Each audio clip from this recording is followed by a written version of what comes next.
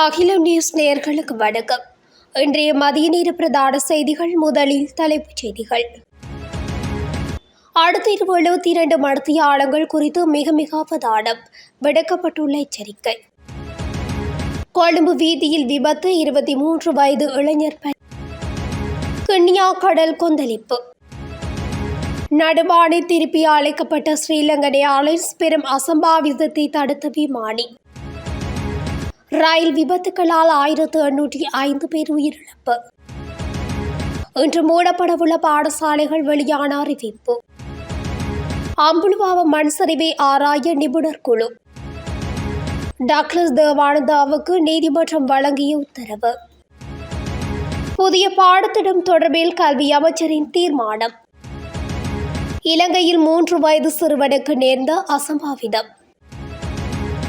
இலங்கைக்குள் இன்றிரவு வேகமாக நுழையும் தாளமுக்கம். கொழும்பு உட்பட பல பகுதிகளில் பலத்த காற்று. தொடர்பட விரிவான செய்திகள். வங்காள விரிகுடாவில் மட்டக்களப்பு கிழக்காக காணப்படும் ஆழ்ந்த காற்றழுத்த தாழ்வு மண்டலம் யாழ்ப்பாணத்தை அண்மிக்கும் வாய்ப்புள்ளது என யாழ் பல்கலைக்கழகத்தின் புவியியல் துறை பேராசிரியர் நாகமுத்து பிரதீபராஜா குறிப்பிட்டுள்ளார். ஆழ்ந்த காற்றழுத்த தாழ்வு மண்டலத்தின் நகர்வு பாதை தொடர்பில் அவர் வெளியிட்டுள்ள பதிவில், வெள்ளிக்கிழமை காலை 9 மணி நேரப்படி வங்காள விரிகுடாவில் மட்டக்களப்புக்கு கிழக்காக காணப்படும் ஆழ்ந்த காற்றழுத்த தாழ்வு மண்டலம் கிழக்கு மாகாண கரையோரமாக வடக்கு வடமேற்கு திசையில் நகர்ந்து யாழ்ப்பாணத்திற்கு அண்மிக்கும் வாய்ப்புள்ளது. இது யாழ்ப்பாணத்தை அண்மிக்கும் போது வலு குறைந்து தாழ்வு நிலையாகவே கரையை கடக்கும் வாய்ப்புள்ளது.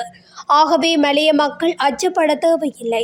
ஆனால் மத்திய ஊவா மாகாணங்களில் சில இடங்களில் எதிர்வரும் 11ஆம் தேதி வரை கனமழை கிடைக்கும் வாய்ப்புள்ளது. அதே நேரம் இன்று காலை 8:30 மணி வங்காள விரிகுடாவில் உள்ள ஆழ்ந்த காற்றழுத்த தாழ்வு மண்டலத்தினால் வடக்கு வடமேற்கு திசை நோக்கி நகர்ந்து தற்போது மட்டக்களப்பு கிழக்காக 116 கிலோமீட்டர் தொலைவில் மையம் கொண்டுள்ளது. அதன் வெளிவளைய முகில்கள் கிழக்கு மாகாணத்தின் கரையோர பகுதிகளை தொட ஆரம்பித்துள்ளன. கிழக்கு மாகாணத்தின் பல பகுதிகளுக்கும் கனமழை பதிவாக தொடங்கியுள்ளது. காற்றும் வேகமாக வீச தொடங்கியுள்ளது. ஆகவே அடுத்த 48 மணித்தியாலங்கள் கிழக்கு மாகாணத்திற்கும் அடுத்த 72 மணித்தியாலங்கள் வடக்கு மாகாணத்திற்கும் முக்கியமானவை. எனவே கனமழை வேகமான காற்று வீசுகை தொடர்பில் தயவு செய்து மக்கள் மிகவும் அவதானமாக இருப்பது அவசியம் என குறிப்பிட்டுள்ளார்.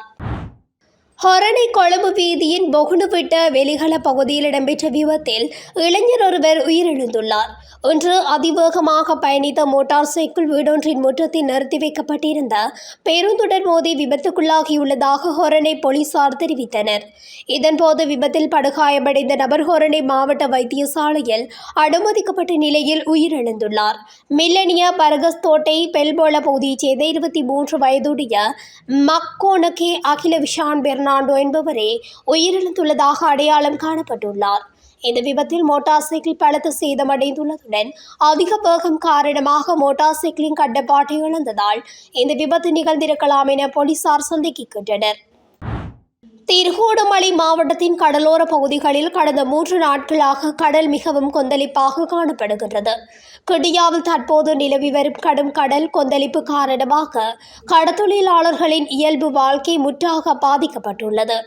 இதன் காரணமாக கடல் நீர் ஊடுருவவும் அபாயம் ஏற்பட்டுள்ளதோடு கரையில் நிறுத்தி வைக்கப்பட்டிருந்த மீன்பிடி உபகரணங்களை பாதுகாப்பதில் கடற்தொழிலாளர்கள் கடும் சிரமங்களை எதிர்கொண்டு வருகின்றனர். தமது வாழ்வாதாரமான படகுகள் மற்றும் வேலைகளை சேதமடையாமல் பாதுகாப்பதற்காக கடற்தொழிலாளர்கள் ஒன்றிணைந்து அவற்றை கடற்கரையிலிருந்து அப்புறப்படுத்தி பல இடங்களில் படகுகள் வீதியோரங்களுக்கு பாதுகாப்பாக கொண்டு செல்லப்பட்டுள்ளன. இதேவேளை கடற்தொழிலாளர்கள் மறு அறிவித்தல் வரை கடலுக்கு செல்வதை தவிர்த்து கொள்ளுமாறும் வளிமண்டலவியல் திணைக்களம் தெரிவித்துள்ளது. ஏற்கனவே கடந்த ஒரு மாத காலத்துக்கு மேலாக நிலவி வந்த கனமழை மற்றும் மகாவலி கங்கை பெருக்கெடுப்பு காரணமாக மீனவர்கள் எவரும் கடலுக்கு செல்லவில்லை. ஆற்று நீர் கடலில் கலப்பதால் ஏற்படும் மாற்றங்கள் மற்றும் தொடர் காற்றினால் மீன்பிடி தொழிலில் முற்றாக ஸ்தம்பிதமடைந்துள்ளது. மேலும் தொடர்ச்சியான இயற்கை சீற்றங்களினால் வாழ்வாதாரத்தை இழந்து நிற்பதாக கடற்தொழிலாளர்கள் கவலை தெரிவிக்கின்றனர். நடுவானில் ஏற்பட்ட தொழில்நுட்ப கோளாறு காரணமாக கட்டுநாயக்க விமான நிலையத்தில் இருந்து குவைட் நோக்கி சென்ற ஸ்ரீலங்கன் விமான சேவைகள் நிறுவனத்திற்கு சொந்தமான UL 229 என்ற விமானம் இடைநடுவில் திருப்பி அழைக்கப்பட்டுள்ளது. விமானத்தில் ஏற்பட்ட தொழில்நுட்ப கோளாறு காரணமாக குறித்த விமானம் புறப்பட்டு 2 மணித்தியாலங்கள் 21 நிமிடங்களின் பின்னர் மீண்டும் கட்டுநாயக்க விமான நிலையத்துக்கே விமானம் திருப்பி அழைக்கப்பட்டுள்ளது. இந்த விமானம் நேற்று மாலை 6:44 மணிக்கு கட்டுநாயக்க விமான நிலையத்தில் இருந்து குவைட் நோக்கி புறப்பட்டது. விமானம் பறந்து கொண்டிருந்த போது விமானத்தின் ஹைட்ரோலிக் அமைப்பில் ஏற்பட்ட பாரிய தொழில்நுட்ப கோளாறை அவதானித்த விமானி இதுகுறித்து கட்டுநாயக்க விமான நிலைய கட்டுப்பாட்டு அறைக்கு தெரியப்படுத்தியுள்ளார். இதனையடுத்து விமானத்தை மீண்டும் திருப்புமாறு அறிவுறுத்தல் வழங்கப்பட்டது. இதற்கமைய செயற்பட்ட விமானி இரவு 9:05 மணியளவில் விமானத்தை பாதுகாப்பாக கட்டுநாயக்க விமான நிலையத்தில் தரையிறக்கினார். சம்பவத்தின் போது விமானத்தில் 179 பயணிகளும் 8 விமான பணியாளர்களும் இருந்துள்ள நிலையில் அவர்கள் அனைவரும் எவ்வித ஆபத்துமின்றி பாதுகாப்பாக தரையிறக்கியுள்ளனர். இந்நிலையில் இது தொடர்பில் தெரிவித்த ஸ்ரீலங்கன் விமான சேவைகள் நிறுவனத்தின் கூட்டமைப்பு தொடர்பாளர் பிரிவின் தலைவர் தேவால் பெரேரா பாதிக்கப்பட்ட பயணிகளை மாற்று விமானங்களூடாக குவைட்டிற்கு அனுப்பி வைக்க நடவடிக்கை எடுக்கப்பட்டுள்ளதாக தெரிவித்துள்ளார். ரயில்களுடன் மோதுண்டு ஏற்பட்ட விபத்தில் கடந்த 5 வருடங்களில் 1805 பேர் உயிரிழந்துள்ளதாக போக்குவரத்து மற்றும் நெடுஞ்சாலைகள் பிரதி அமைச்சர் பிரசன்ன குணசேன தெரிவித்துள்ளார். பாராளுமன்றத்தில் வியாழக்கிழமை நடைபெற்ற மோட்டார் வாகன சட்டத்தின் கீழ் பிரசுரிக்கப்பட்ட வர்த்தமானி அறிவித்தல் கீழான ஒழுங்கு விதிகள் தொடர்பான வர்த்தமானி அறிவித்தல் மீதான விவாதத்தில் உரையாற்றுகையிலே இவ்வாறு தெரிவிக்கப்பட்டுள்ளது. நாட்டில் வீதி விபத்துகள் பாரியதொரு பிரச்சினையாக உருவெடுத்துள்ளன. இதற்கமைய ரயில்களுடன் மோதுண்டு 2021 ஆண்டு 208 பேரும் 2022 ஆண்டு 414 பேரும் 2023 ஆண்டு 402 பேரும் 2024 ஆண்டு 407 பேரும் 2025 ஆண்டு 374 பேரும் மொத்தமாக இதுவரை 1805 பேர் உயிரிழந்துள்ளார்கள். அதேபோல் ரயில்களுடன் யானைகள் மோதி உயிரிழக்கும் சம்பவங்களும் தற்போது அதிகரித்துள்ளன. ஆகவே ரயில்களுடன் மோதி இடம்பெறும் விபத்துகளை தவிர்ப்பதற்கு உரிய நடவடிக்கைகள் எடுக்கப்பட்டுள்ளன. இதேவேளை டித்வா புயல் தாக்கத்தால் நாட்டின் வீதி கட்டமைப்புகளும் ரயில் பாதைகளும் மிக மோசமாக பாதிக்கப்பட்டன. குறுகிய காலத்துக்கு பிரதான பாதைகள் மற்றும் ரயில் பாதைகளை புனரமைத்துள்ளோம். மன்னார்காடு ரயில் சேவை எதிர்வரும் மாதமளவில் முழுமையாக ஆரம்பிக்கப்படும் என தெரிவித்துள்ளார். ஊவா மாகாணத்தில் உள்ள சில பாடசாலைகளுக்கு இன்று முற்பகல் 11 மணிக்கு முன்னதாகவே விடுமுறை வழங்கப்படும் என ஊவா மாகாண கல்வி படிப்பாளர் தெரிவித்துள்ளார். மண்சரிவு எச்சரிக்கை விடுக்கப்பட்டுள்ள பகுதிகளில் உள்ள பாடசாலைகளுக்கே விடுமுறை வழங்கப்பட உள்ளதாக ஊவா மாகாண கல்வி படிப்பாளர் ஊடகம் ஒன்றுக்கு தெரிவித்துள்ளதாக தகவல் வெளியாகியுள்ளது. பதுளை மாவட்டத்தின் கந்தகட்டிய பசறை பதுளை லுணுக்கலை ஹபுதலை எல்ல பண்டாரவளை ஹாலியல வெளிப்படை மிக கிவுள மற்றும் ஊவா பரிணக்கம் ஆகிய பிரதேச செயலாளர் பிரிவுகளுக்கு தேசிய கட்டிட ஆராய்ச்சி நிர்வாகம் மண்சரிவு அபாய எச்சரிக்கை விடுத்துள்ளது. இந்த நிலையிலே குறித்த பிரதேச செயலாளர் பிரிவுகளில் உள்ள பாடசாலைகளுக்கு விடுமுறை அறிவிக்கப்பட்டுள்ளது.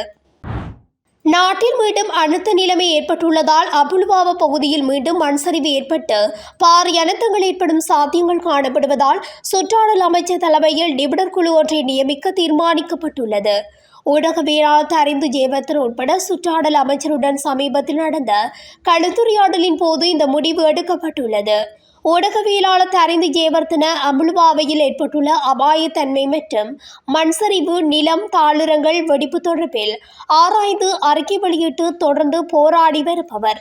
சுற்றுச்சூழல் பாதுகாப்பு மற்றும் பொது பாதுகாப்புக்கு முன்னுரிமை அளித்து அவசர நடவடிக்கைகளை எடுக்குமாறு மத்திய சுற்றுச்சூழல் ஆணைக்குழுவிற்கும் அமைச்சர் அறிவுறுத்தினார். கைது செய்யப்பட்டு விளக்கமறியலில் வைக்கப்பட்டிருந்த முன்னாள் அமைச்சர் டக்ளஸ் தேவானந்தாவுக்கு பிணை வழங்கப்பட்டுள்ளது. கம்பஹான் நீதிமன்றத்தில் இன்று முற்படுத்தப்பட்ட நிலையில் அவரை பிணையில் செல்ல நீதிபதி உத்தரவிட்டுள்ளார். 2019 ஆண்டு திட்டமிடப்பட்ட குற்றவாளி மாகந்துரை மதுசின் விசாரணையின் போது 2001 ஆண்டு இராணுவத்தால் அவரது தனிப்பட்ட பயன்பாட்டிற்காக வழங்கப்பட்ட துப்பாக்கி கண்டுபிடிக்கப்பட்டது. இந்த நிலையில் அது தொடர்பான விசாரணை தொடர்பாக முன்னாள் அமைச்சர் கைது செய்யப்பட்டு விளக்கமறியலில் வைக்கப்பட்டிருந்தமை குறிப்பிடத்தக்கது. இரண்டாம் மற்றும் மூன்றாம் தவணைகளுக்கான பாடத்திட்டங்களை தயாரிப்பதில் எதிர்வரும் நாட்களில் எந்தவொரு தரத்திலும் இணைய இணைப்புகளை சேர்ப்பதை முற்றிலுமாக நிறுத்த தீர்மானித்துள்ளதாக கல்வி அமைச்சர் ஹர்னிமர் சூரிய தெரிவித்துள்ளார். இன்று இடம்பெற்ற நாடாளுமன்ற அமர்வில் கலந்து கொண்டு கருத்து தெரிவிக்கும் போதே அவர் இதனை குறிப்பிட்டார். தேசிய கல்வி நிறுவனத்தின் கல்வி விவகார சபை மூலம் இந்த தீர்மானம் மேற்கொள்ளப்பட்டதாகவும் அவர் சுட்டிக்காட்டினார். குறித்த பாடத்திட்டங்களில் தற்போது சேர்க்கப்பட்டுள்ள வலைத்தளங்கள் மற்றும் பிற ஆதாரங்களுக்கு கட்டணம் செலுத்த தேவையில்லை எனவும் பிரதமர் இதன்போது தெரிவித்துள்ளார். மேலும் அரசாங்க வலைத்தளங்களை பயன்படுத்தும் போது வெளிப்படைத்தன்மை, பொறுப்புக்கூறல் மற்றும் கொள்முதல் ஆகியவற்றில் எந்த பிரச்சனையும் இல்லை எனவும் பிரதமர் ஹர்னிமர் சூரிய மேலும் தெரிவித்துள்ளார். பேருமலை மக்கோனா அக்காரமலை பகுதியில் கிணற்றில் விழுந்து 3 வயது சிறுவன் உயிரிழந்துள்ளதாக பயாகல போலீசார் தெரிவித்தனர். குழந்தை வீட்டில் விளையாடிக் கொண்டிருந்ததாகவும் மாலை 5 மணி முதல் குழந்தையை காணாததால் உறவினர்கள் சுற்றியுள்ள வீடுகளில் தேடி பயாகல போலீசில் முறைப்பாடு அளித்துள்ளனர். அதன்படி விசாரணைகளை தொடங்கிய பின்னர் போலீசார் வீட்டுக்கு வந்தபோது வீட்டின் பின்னாலுள்ள பாதுகாப்பற்ற கிணற்றில் குழந்தையின் உடல் மிதப்பதை கண்டுபிடித்துள்ளனர். களுத்துறை குற்றப்புலனாய்வு ஆய்வக அதிகாரிகள், பயாகல போலீசார் மற்றும் பேருமலை திடீர் மரண விசாரணை அதிகாரி உள்ளிட்ட குழு சம்பவ இடத்தில் ஆரம்ப விசாரணைகளை மேற்கொண்டதாக போலீசார் தெரிவித்தனர். இலங்கைக்கு தென்கிழக்கே வங்காள விரிகுடாவில் உருவான காற்றழுத்த தாழ்வு மண்டலம் இன்று காலை 10 மணியளவில் பொத்துவிலில் இருந்து கிழக்கே சுமார் 160 கிலோமீட்டர் தொலைவில் நிலை கொண்டுள்ளதாக வானிலை ஆய்வுத்துறை தெரிவித்துள்ளது. இது வடமேற்கு நோக்கி நகர்ந்து நாளை யாழ்ப்பாணம் மற்றும் திருகோணமலை இடையே இலங்கை கடற்கரையை கடக்க வாய்ப்புள்ளது. அடுத்த 3 நாட்களுக்கு வடக்கு, வடமத்திய கிழக்கு, சப்ரகமுவ, மேற்கு ஊவா, வடமேற்கு மற்றும் மத்திய மாகாணங்களில் மணிக்கு 50 தொடக்கம் 60 கிலோமீட்டர் வேகத்தில் பலத்த காற்றும், மணிக்கு 70 கிலோமீட்டர் வேகத்தில் பலத்த காற்றும் வீசும் என்ற எச்சரிக்கை விடுக்கப்பட்டுள்ளது. அத்துடன் கொழும்பு உட்பட பல மாவட்டங்களில் காற்றின் வேகம் மணிக்கு 50 தொடக்கம் 60 கிலோமீட்டர் வரை அதிகரிக்கக்கூடும். முல்லைத்தீவு, வவுனியா, கிளிநொச்சி, பொலனறுவை மற்றும் திருகோணமலையில் சில இடங்களில் 100 முதல் 150 மில்லிமீட்டர் வரை மழை வீழ்ச்சி பெய்யக்கூடும். யாழ்ப்பாணம், மன்னார், ஊவா மாகாணத்தின் முரராகலை மற்றும் பதுளை மாவட்டங்கள் மற்றும் மத்திய மாகாணத்தின் நுவரெலியா, மாத்தளை மாவட்டங்களில் 100 மில்லிமீட்டருக்கும் அதிகமான கனமழை பெய்யக்கூடும். ஆகவே இந்த நேரங்களில் மக்கள் அதிகளவு வெளியில் செல்லாமல் வீட்டிலே இருக்குமாறும் கேட்டுக்கொள்ளப்பட்டுள்ளது. மேலும் தாழ்வான பகுதிகளிலும் ஆறுகளுக்கு அருகில் வசிக்கும் மக்கள் எச்சரிக்கையாக இருக்குமாறும் திணைக்களம் கேட்டுக்கொண்டுள்ளது. இந்த அபாய எச்சரிக்கையை பின்பற்றி முன்னெச்சரிக்கையுடன் இருக்குமாறு கேட்டுக்கொள்ளப்பட்டுள்ளது. அதில் நேற்றைய தினத்திலிருந்தும் அதற்கு முன்தினத்திலிருந்து கொழும்பில் பெய்து வரும் கனத்த மழையினால் தாழ்நில பகுதிகளில் வெள்ளம் பெருக்கெடுத்து ஓடியதாகவும் இதனால் பல பகுதிகள் பாதிக்கப்பட்டுள்ளதாகவும் தெரிவிக்கப்பட்டுள்ளது.